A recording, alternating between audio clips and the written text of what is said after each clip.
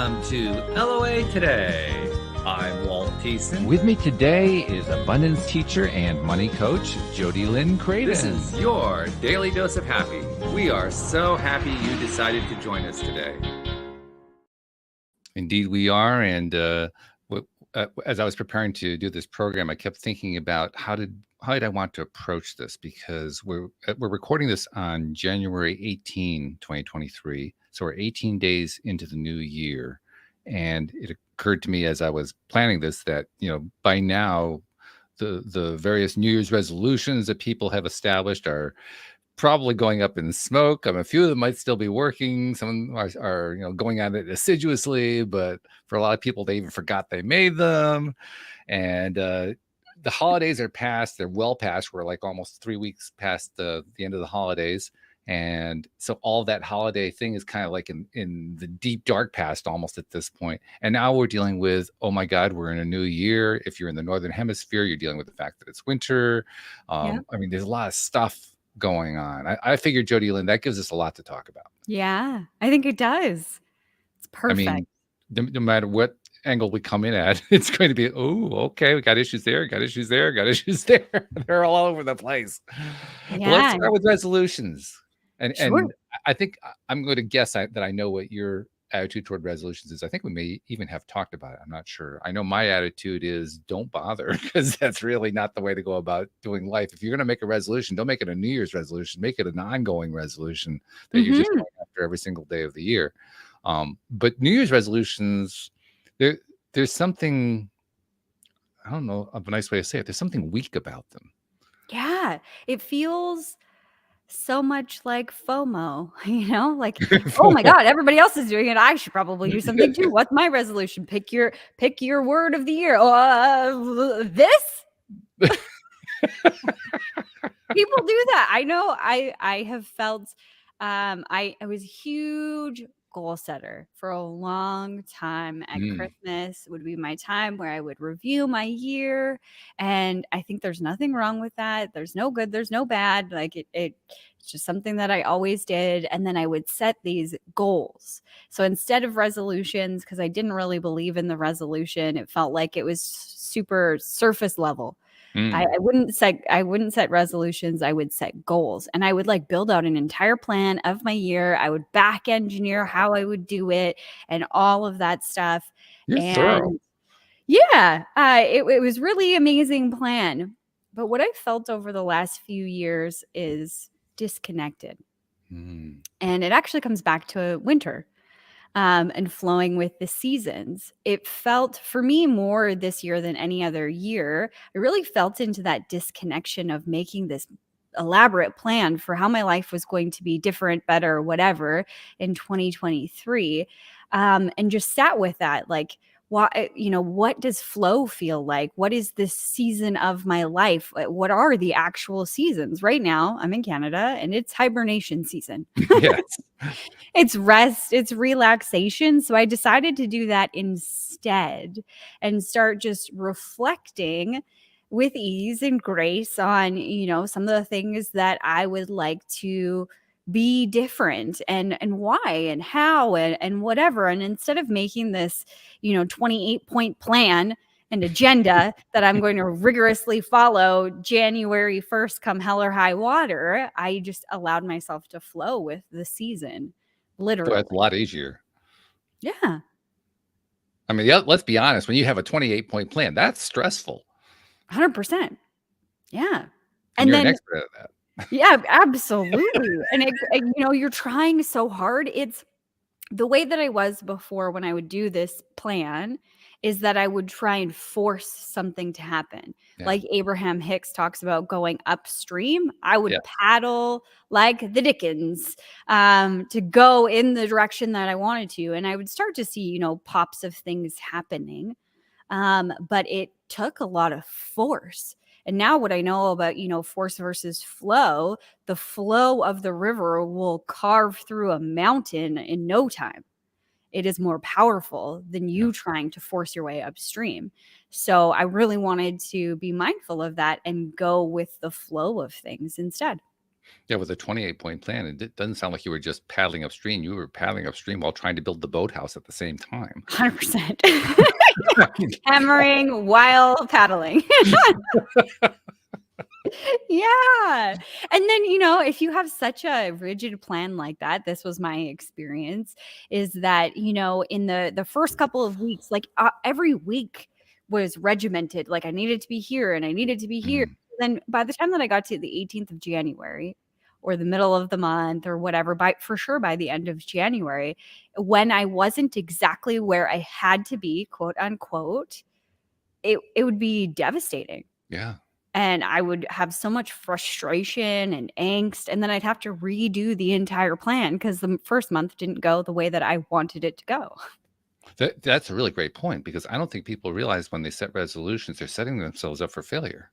Yeah. They're setting themselves up for massive disappointment and beating an opportunity. Well, it's not just an opportunity to beat yourself up. It's you've already beaten yourself up. You're just noticing the results by the end of January. But you set yourself up earlier. You by saying I'm going to have this amount of X happen by the end of January, by the end of February, and it doesn't happen. You just beat yourself up. Hmm. You just you kind of beat yourself before it happened. Yeah. I mean, that's an interesting kind of crime, right? You commit the crime before it actually happens. Yeah. Absolutely. And when you think about all the emotion that goes into that, the disappointment, the Mm, regret, you're beating yourself up. I'm not good enough. mm, All of these things come slamming into your face. yeah. Because you're not where your plan says you should be or you have to be. Because if you're not there, then you're never going to get there, which So I'm is bullshit. curious now because I've had numerous people on the show over the years. Coming from a variety of different perspectives, and I've had a few people on who were very much into goal setting and who thought goal setting was a great idea. And I have always expressed reservations, but I usually did. I don't tend to be very in your face kind of facing you down on what it is that you're saying. That's not my style. But I've always been a little bit, I don't know, confused about how to address the concern to the person who's the big goal setter. I mean, if you were talking to that person advocating goal setting from where you are right now and what you've been through and what you've experienced, how would you present to them the idea that you found goal setting to actually be counterproductive? Whew. Yeah, I know I that's a would, tough one. yeah, I know. How would I present it as being counterproductive?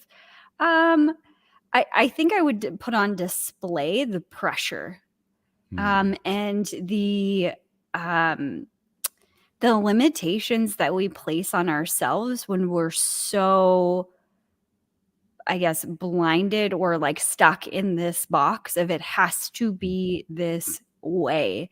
And how doing that is really cutting off the other billion possibilities that exist for you Mm. to get to the same point. And cuts off a lot of the joy as well, Yeah, yeah. because there's only one way to get there and this one way is going to be this way, and your brain is only looking for that possibility now, and unless it comes that way you don't think it's right or it's good enough or whatever. So it's just cutting a lot of possibilities out of your reality that could be possible for you, and a lot of joy, the joy of the journey. You're so focused upon that one destination that you're missing the life that it takes before you even get there. That's a great point. Those are a couple of great points in there.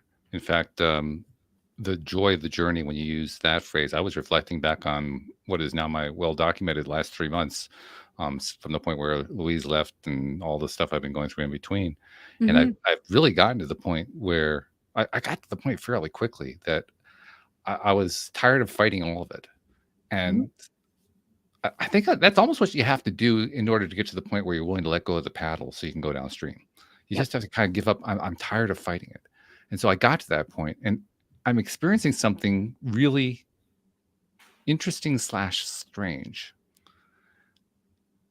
On the one hand, craziness still happens because I'm still, the plates are still flying around. Some of them have landed, some have not, and so forth. Yep. So crazy stuff is happening.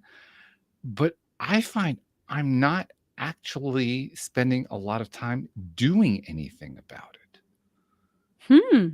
Which is a very, I mean, that's not the me of old. I was the one, we've talked about this before, and you're the same kind of person in the background, in the past. The kind of person who's just, okay, let's go at it. We got to fix this thing. We got to solve this. We got to do this. We got to get this list done. And I'm not doing that. And I mean, there are literally times, Jodielynn, when I sit here and I say, okay, so what am I supposed to do now? Because I don't know. Yeah. Yeah. And that, that feeling, getting to that point of like, I don't know what I'm supposed to do. And then having the courage to sit with that and then listen and then act when you are inspired to act, or you're given like a breadcrumb and you're like, ooh, I want to go check out this.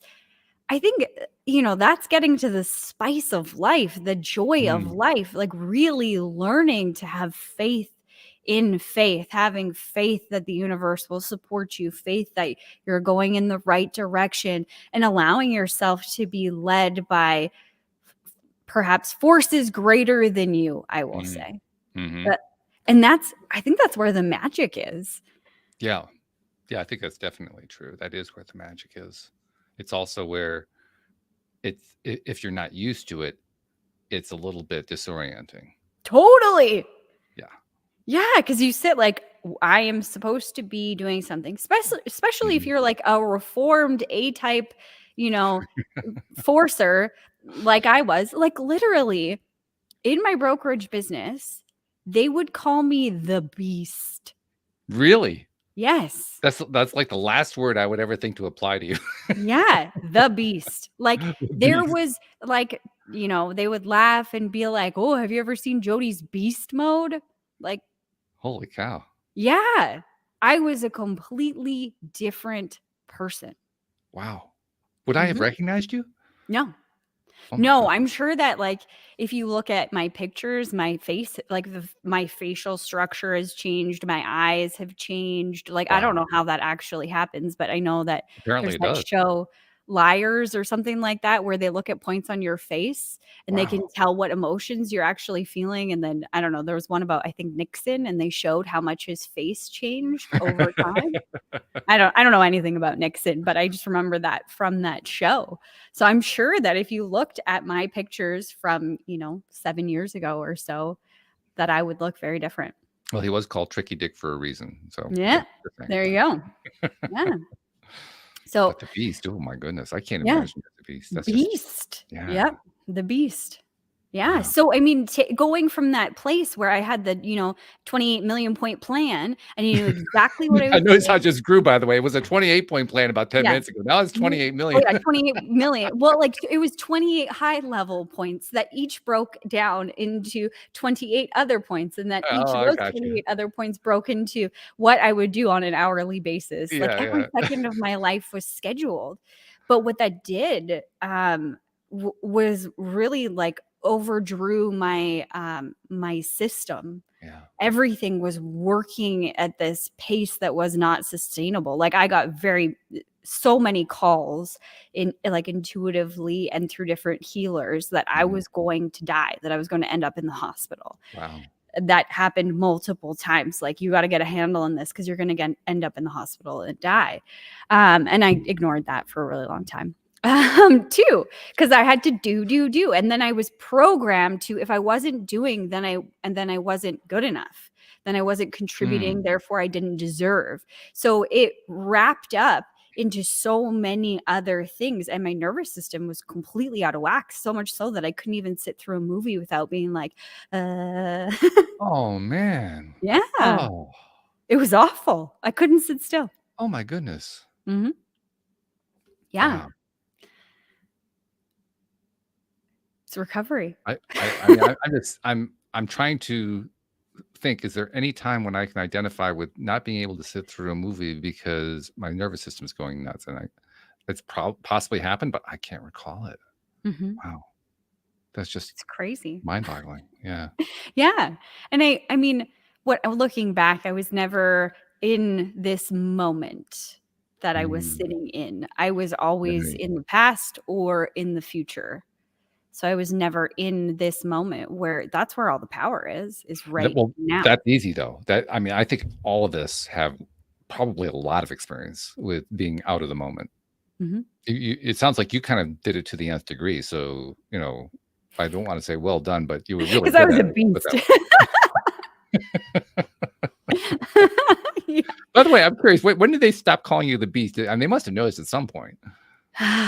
Yeah. I mean, they still reflect on it fondly. Like, it was some Fondly? yeah, I would challenge their sense of humor, but okay.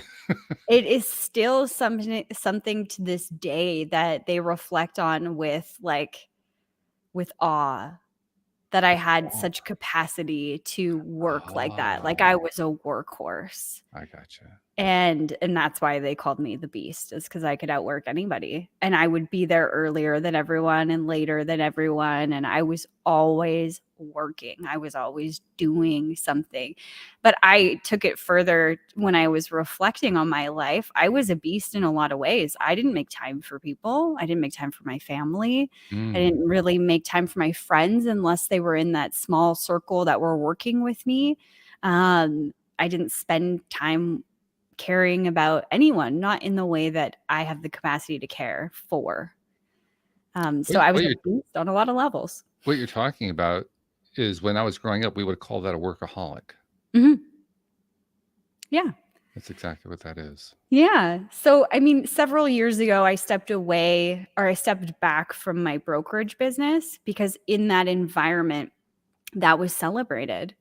That was Yeah. something that people like worshipped me for lack of a better term for what I could do in that way. They're like, oh my God, Jodi, she's such a beast. It was something that was like lifted up and celebrated. Mm. And I couldn't be in that environment and step away from that way of being. Yeah. So I had to step back from that environment. I had my own office, so that was easy. I didn't have to go and see those people, but I did put up a lot of walls and took a big step back. So I don't know how they all took it, but I have heard different things like, "Oh, I wish we still had the old Jodi." Oh my goodness. Wow. So they don't Mhm. really grasp what it was doing to you. No, and I lost a lot of Mm. really good friends over it, like best Really? friends. Wow. Yeah, they just left, they exited, stage left out of my life. Yeah. Well, I can get it. I mean, it makes sense to me, and I give you credit first of all for making the change, and second of all for being willing to be so open about it. That's a hard thing that you went through, and that you've come through the other side. So you deserve credit for that. Thank you. Yeah. My life is so much sweeter on this side of things. Like, I mean, I thank the woman that I was in those moments. I mean, there was a lot that I learned from it, and I wouldn't change it because I'm here Yeah. because of it. But I'm really grateful I don't operate like that. I wouldn't have a husband Mm, if I still continued to operate like that. I would have never found him. I'm sure. Yeah. Yeah. And we would never have had the privilege of having the sweet, intelligent, wonderful contributor that you are here on the podcast. So yeah. Oh, thank you. Yeah. No, I'm serious. I mean, I've loved having you on the show, and I know listeners have as well. So yeah, that's really something. Getting back to the topic of the resolutions, then we're making resolutions sound really awful. Yeah. I mean, they must have some good purpose, but so far we're beating the crap out of them. Yeah, we really are. Well, and I think if it's something that is coming from a place of love, like Mm. I want to be better to my body this year and not Yeah. treat it like a stolen car. Or, I want to be more in touch with my relationship with money and understand Mm. where I spend my money, why I spend my money on these things, and get to a point where I can pay off some debts, or I can do this or that, or go on vacation. Like, we often make a resolution about the things that we are not happy with in life. And that's Yes. where it comes from, is that negative place of my life is shit. So my body is shit, my finances are shit, or like whatever, right? It's Mhm. typically coming from that space. Mhm. So that's, I think, one simple shift that people can make is coming from a more loving place. Okay, yeah, you might not have the body that you want today, but you could be coming from a place of love, and that would look like, I want to treat my body better. I want to give it the food that it needs. I want to nourish it. I want to love it, and then be open to what that looks like every day. You're reminding me, one of the very, very, very first interviews I ever did on this podcast 10 years ago was with a gentleman who was an up and coming comic. He was um, in the same generation as, the Ellen DeGenereses of the world. They were all coming up around the same time. I know Drew Carey was in that group. There were a number of them, and they were all friends and so forth. And he's the only one who didn't make it because he dropped out.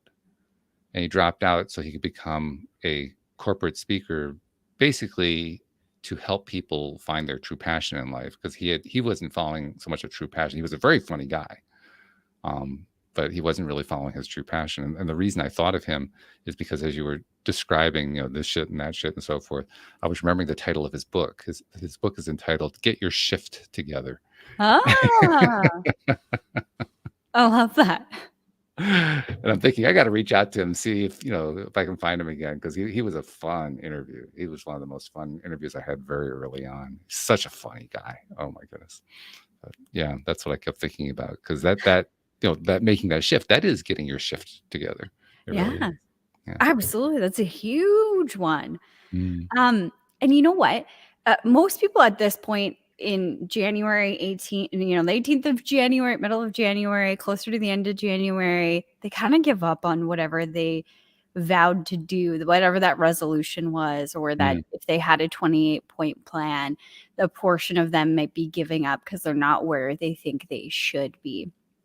And making that shift of doing something for love will make that, the 18th marker completely different. Yeah. I remember, 2021 on my birthday, which is in July, I had decided it was like a birthday resolution. Okay.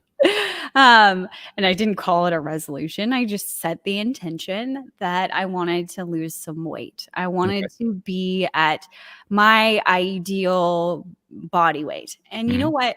I was very fluid with that concept and that feeling. I just wanted to be healthy, and I wanted to, again, love my body. I wanted to get to know it better and whatever. So I started with food, because for me, that's always worked in the past. I've done crash diets, lost weight. So I knew that, controlling my food, so to speak, that I could achieve the goal that I wanted.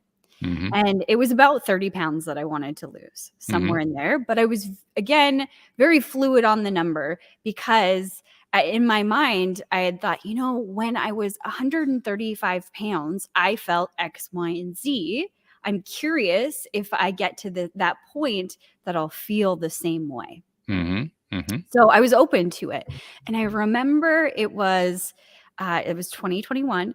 And I remember it was right before Christmas, maybe like November or something like that. And I was like, this is bullshit. I would have quit. Like, I stepped on the scale and I had lost like 10 pounds or something since July. It was like not good enough. And I started beating myself up, and I'm like, what's the point anyway? I should just have some cookies and cake, and I don't even care. I should just quit.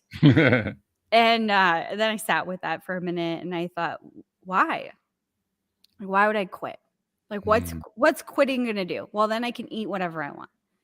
And then it was a question of, are you not allowed to eat anything that you want? And is there a way that you can still have everything that you want? Yeah. And lose weight? Exactly. Perhaps, yes. I think that there is. Okay, I'll try that. And then the thought dawned on me of like, okay, if you stop now, stop like completely, like I'm just going to go back to not caring about what I'm eating and just eat whatever and not care whatsoever. At some point, the months are going to pass by, and I'm going to get to my birthday again and wish that I hadn't hadn't have quit. Mm. Wish that I just stuck with something. Yeah. So, whether it takes me a year or it takes me 2 years, that time is going to go by either way. So I Mhm. can either continue on learning about my food habits and why I eat certain things and what my body needs.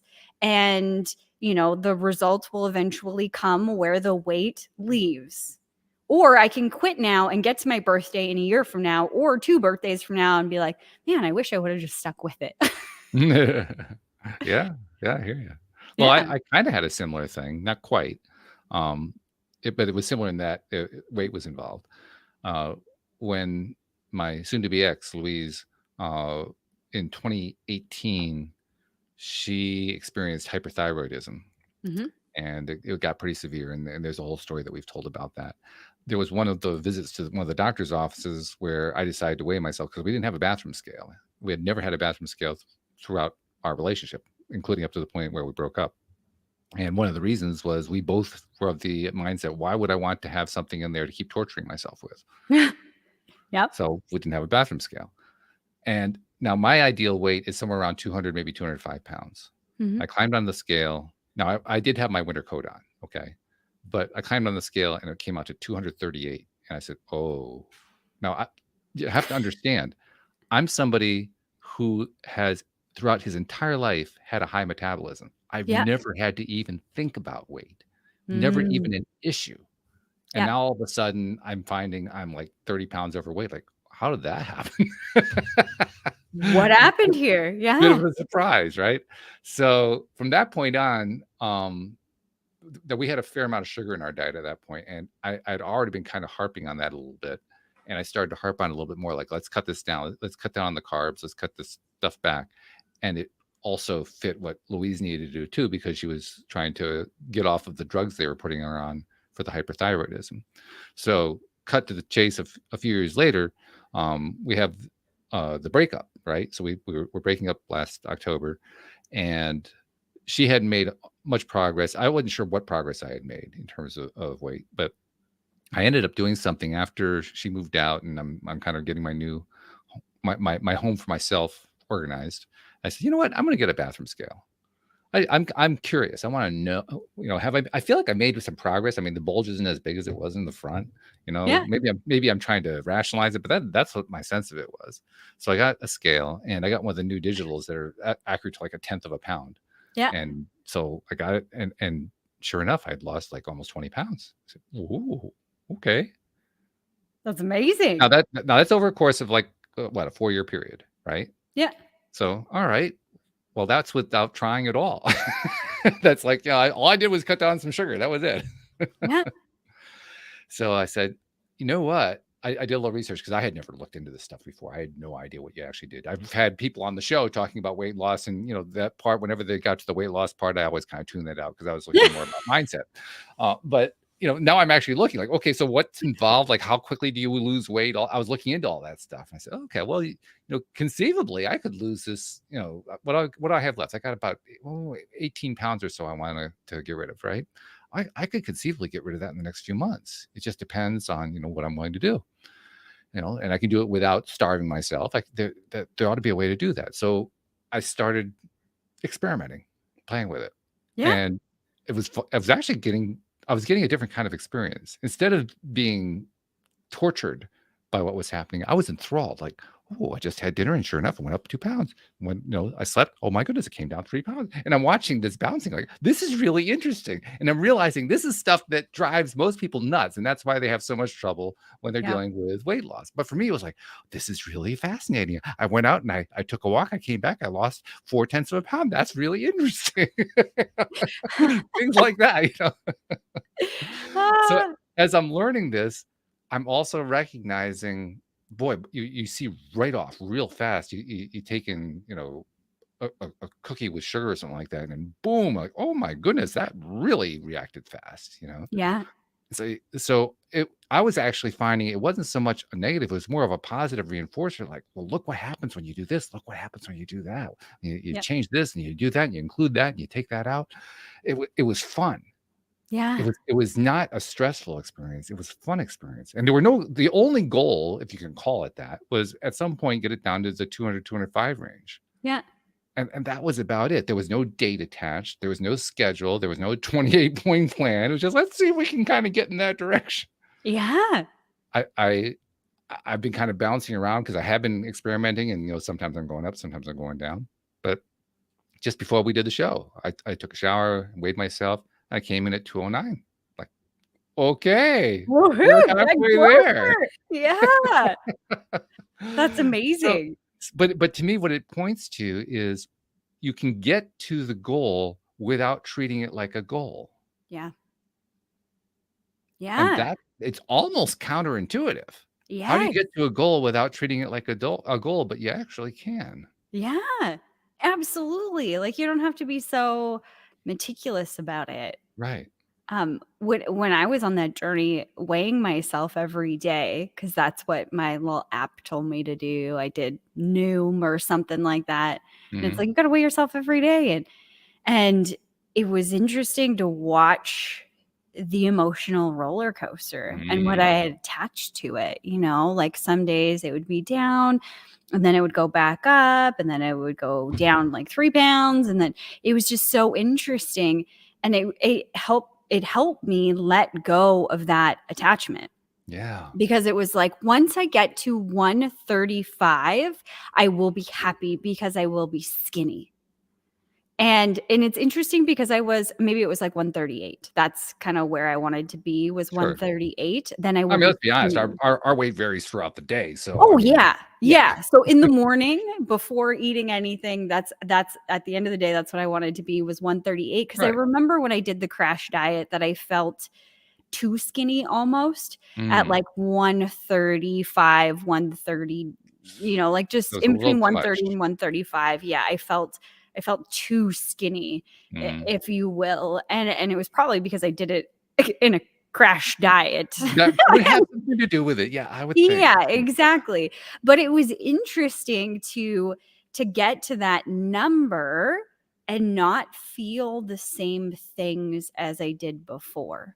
Like, I didn't feel super skinny. And I was like, huh, that's really interesting. Like, my body looks different because I did it in a healthy way, instead of just cutting out all carbs and sugars and only eating 500 calories a day for months on end. Which, That's the by the kind way, of we do not recommend. yeah, I do not recommend. No, that was the awful crash diet that I put myself through Yeah. for my 30th birthday. But it didn't feel the same, like even being that same weight. It was the exact same weight. But what that did for my brain was it broke that belief that, when I'm the perfect weight, then I will feel good about my body. It broke that connection so that I could have an even deeper connection with my body. And it was no longer about the number. I wasn't connected to that number so much anymore. So when it went up or it went down, like as I cycled throughout the month, just being a woman, it's going to fluctuate, but I wasn't attached to it negatively in that same way. And now I'm 128 pounds and I don't feel malnourished, and I Wow. don't look malnourished whatsoever. Interesting. Completely different. And I Yeah. also don't, it's interesting because I don't feel as thin as I was when I did the crash diet. I feel really good about myself. And I mean, it took a year and a couple of months to get there. But it wasn't the same journey as the crash diet, because I wasn't like, I got to do this and I got to do that. It was more of what does my body need next? Where do I want to go next? What's good for me now? And challenging these belief systems along the way. Like, can I lose weight and still have all the things that I want to? Yes, absolutely. Can I still be healthy and still eat within reason all the things that I want to? I don't know. Let's find out. And I would do it. And then I had dinner with a friend, and they were like, oh, I haven't had pizza in forever. And I was like, oh, I love pizza. And they're like, well, I'm trying to lose weight for this or that or whatever. And I was like, yeah, I'm working on losing weight too.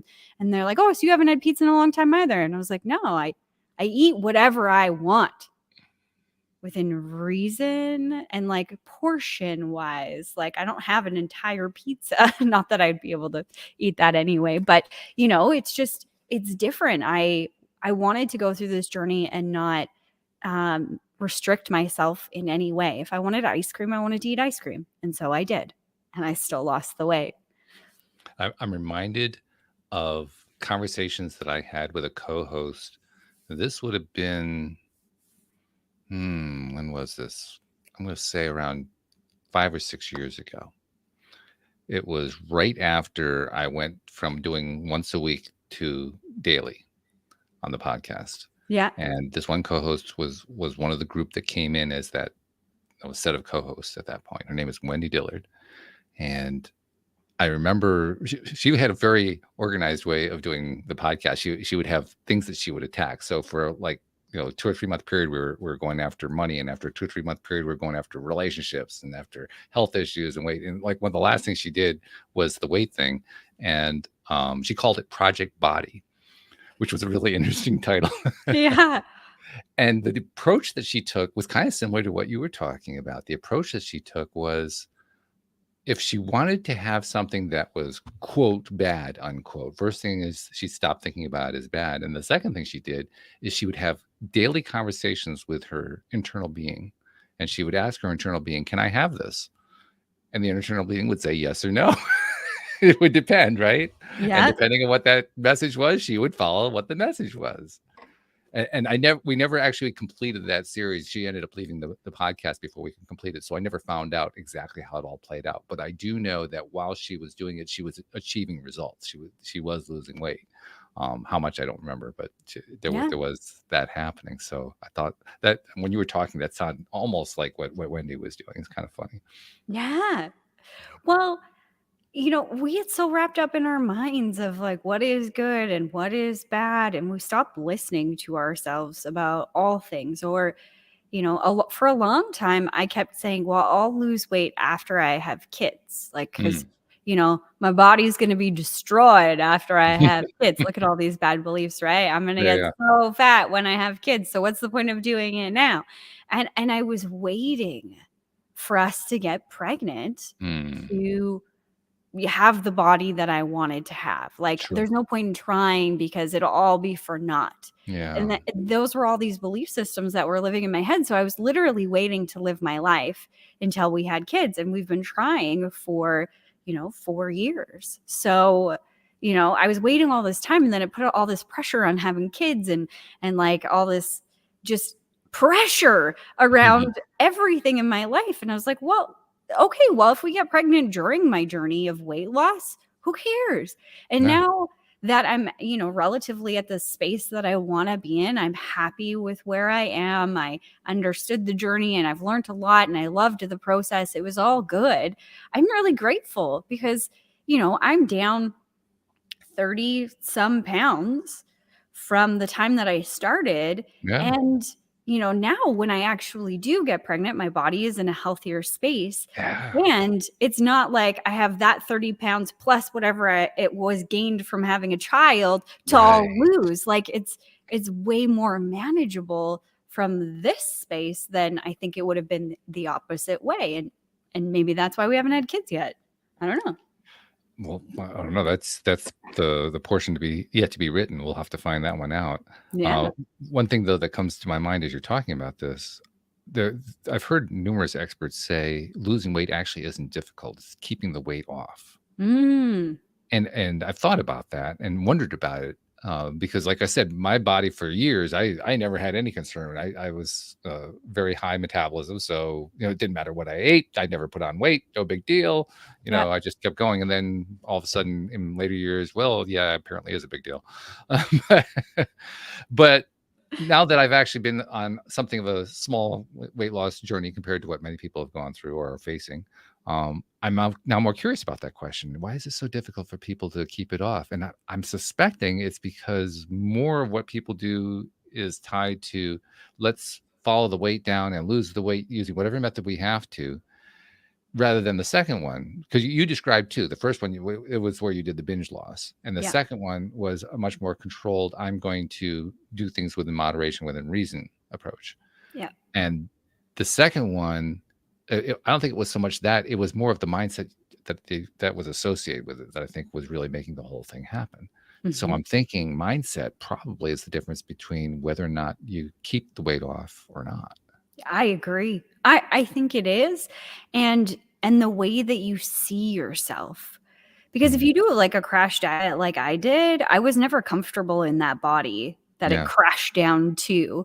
Because one, I got there so fast and I was so brutal to my body to get there. It was unhealthy. I never dealt with the thoughts that gained the weight in the first place or kept me unhealthy or whatever. Like I didn't take care of any of those things. I didn't take care of myself. Whereas this, the last year and a half, I really took care of myself and loved myself again and took care of the beliefs that were keeping me stuck in this old image that I had versus this one. And I had time to like settle in to each stage as I got there. So it wasn't just like this shock, like jumping in a pool and then you get right back out. Yeah. So I think mindset has everything to do with it. Now, there's another factor that I've heard from many people, which I will generically label as the genetic factor, although I think it's actually bigger than that. I can think of people who've told me, I do all the right things and nothing ever sheds.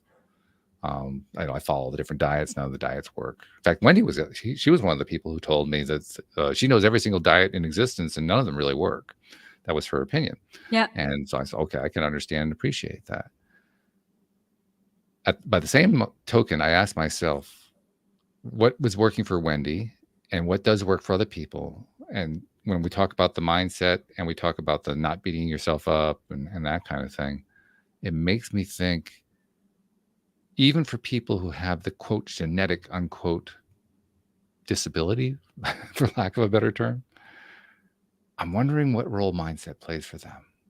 And I've never experienced what they've experienced. I'm not trying to take anything away from what they're experiencing because I believe their experience is legitimate. They believe that all the things that they've tried to do don't work. So I get it. It doesn't work. I mean, that's certainly congruent with my own belief about how belief works. So why not? I still wonder though about the mindset piece. And it's hard to ask somebody who experiences that kind of experience about the mindset piece because the answer that I tend to get back are, yes, I am mindset oriented and I'm aware of the mindset, but really that doesn't play a big role. And I respect their view. I respect their opinion on it. And there's that little niggling thing in the back of my head that says, yeah, but what if? I think it does. I respect that that's where someone is at this moment in time and that's where they're comfortable and that's all they can see right now and that's okay. And challenge it because I think it's all within our own mind. Everything. Even the stuff that happens within our DNA. I just watched something on TikTok. What is his name? Billy Carson. Billy Carson was talking about our DNA and how our DNA, and I'm going to butcher this, but our DNA is like a zip disk.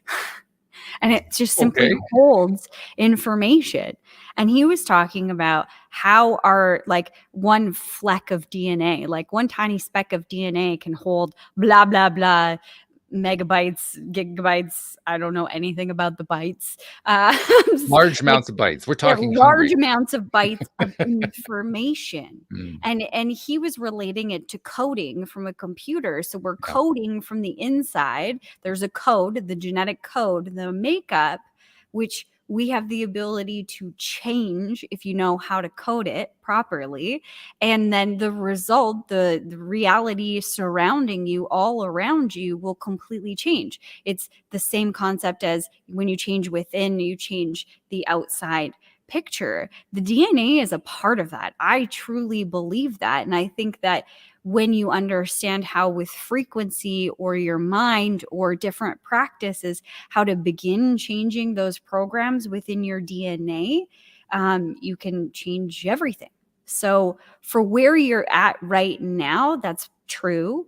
And there's a billion other possibilities and a billion other truths that also exist at the exact same time. I like that. I like that. I'm also thinking about something I heard someone say, not in regard to weight management, in regard to, I think it was diseases or something like that. But it was a geneticist, and the geneticist was making the point that, yes, we have this whole DNA structure, but in terms of the number of possible permutations that are in there, compared to the number of possible permutations where diseases are concerned and where, illnesses and paths of illness and so forth are concerned, there isn't enough DNA for all of it. It's not even close. The permutations of the other are so much greater, like orders of magnitude greater, that you can't possibly assign it all to DNA. And when I heard that, it raised a question in my mind, which is, well, if it's not DNA, what is it? Because there's something going on there. I mean, there's always, anytime we're talking about mind applying to us in this physical reality, there's a physical side to it. Yeah. Somewhere there is a physical side going on. And what I have kind of evolved to over time, I'm curious to know what your take is going to be. I've kind of evolved to the point of what falls in, it gets described a lot of different ways, with a lot of different labels. But basically, it's the non-electromagnetic, energetic force, if you will, that connects us all together and connects life, the universe, and everything all together. And that my suspicion is within that continuum of non-electromagnetic energy, whatever that is, that continuum is where the information gets stored. Some people call it Akashic records. Some people call it genetic or I'm sorry, species memory. I mean, there's a whole bunch of different ways of labeling it.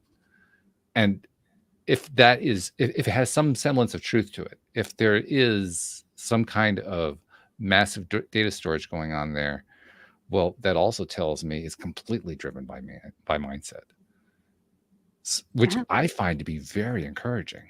Yeah, that's true. If what I've laid out is true, then it makes sense what the Abraham Hickses of the world teach us. It makes sense what the streams of David teach us, that we have within our thoughts and beliefs the ability to change everything. Everything. Yeah. How many times can we say everything? I don't know. I think we should just keep saying it until everybody in the world grasps it, but we might need it for a long time. And I think that's one of the great lies, the maybe great distortions of our society, is that we're helpless and we're controlled by our circumstances. We were talking about it last week with our guest, and he brought up that study of how much of your happiness, percentage wise, is due to your circumstances. And I think he said it was 10 or 20%. Something like that. 10% is what I remember. Yeah, 10%. And then he said, 40% or 50% DNA. Well, now if we bring both of those things back to this conversation, if your DNA is simply a code and you can change the code, then you've got that 40% back. Or 50%, whatever the number was. And if your perspective, your mindset, and your perspective, those coupled, determines how you perceive your circumstances, then you can change that last 10%. Therefore, 100% of your happiness is determined by you. Yeah, that's pretty encouraging. That's right. As encouraging as you're going to get. Yeah. The ball's in your court. You have complete control, autonomy, empowerment to have everything. And I just wish that more people believed that were true. What kind of world would we live in if everybody in the world knew inside, they had this deep knowing that they were empowered to create anything they could dream of? I think we're in the age where people are going to, like, I don't know how many years, 20, 30, 40 years down the line, we're going to look back and say, wow, this is where we all got it. Yeah. I think that's exactly what that conversation with Walt and Jodielynn. That's it. Yeah, that was the one. Yes. January 18, 2023. That's when it all changed. No, not really. Yeah, maybe. But here's what I do know. When we take this back to the original conversation we were having about New Year's resolutions, I think it becomes really evident why it is that New Year's resolutions don't work and what does work instead. Mm-hmm. So now we can start thinking about the whole question of how do we make change differently. Yeah. It doesn't have to be something associated with New Year's Eve. No. It doesn't have to be something where, oh my God, I have to do it now, where the 28,000 million point plan. Doesn't have to be anything like that. It can actually be freaking easy. Yeah. Which is in and of itself so mind-blowing that I think a lot of people are just going to turn off and say, well, yeah, that can't be true. Right? I agreed. Yes, Yeah. absolutely. And maybe there will be a few who are inspired to get creative with it and, like start listening to their intuition, their gut, their, that voice that is leading them in the direction and, start picking up breadcrumbs. That has been the coolest journey of my life, like learning to channel and following my intuition and the amount of stuff that I've uncovered about the financial system, about contracts, law, like so much stuff about my country and like how we were formed and everything like that. Like I have no idea how I have ended up on some of these websites or looking at these acts or whatever. I do it all by intuition and guided by my guides, like go over here, go over there. And the more that I lean in, the faster the information comes. And I've met people who have researched the same topic that I am, but 20 years ago. Yeah. And we are light years ahead of where they are and never read a book. Yeah. Yeah. It's amazing. I think you described it as playing with it. I love that description. Yeah. Because now it isn't a goal. It isn't a rigid structure that has to be built. It's play. Yeah. And play is open-ended. It's creative. It changes from moment to moment. And there are no standards that you have to be held to because it's play. Yeah. So maybe the question should be not, what is my resolution or what do I want to be resolute about for 2023? It's what do I want to play with in 2023? Ooh, that feels good. Yeah. That feels really good. Yeah. Ooh, that feels amazing. What happens when we start playing with something that feels really good? Mm-hmm. I think one thing that happens is we actually stick to it. Yeah. Well, if you're having fun at it, it's like a game when you're a kid. You don't want to stop. Yeah. You want to keep going. And it goes right back to the belief systems because a lot of times people quit, myself included, because of the perception of something's missing or not fun or, whatever. If we could just start shifting that to how could this be fun? How could weighing myself every day be fun? You just explained how that was fun for you, Walt. Like so cool to watch my body react to what I was putting into it, what I was doing to it, like how fast it absorbed whatever I was doing, the activity that I was doing. It's incredible. Your body, your brain, you as a human being, your soul is absolutely incredible. You're an incredible being. Exactly So true. play with it. Well, I'll tell you what, the experience has shifted my mindset about what is involved in weight maintenance and achieving the kind of weight you want to have.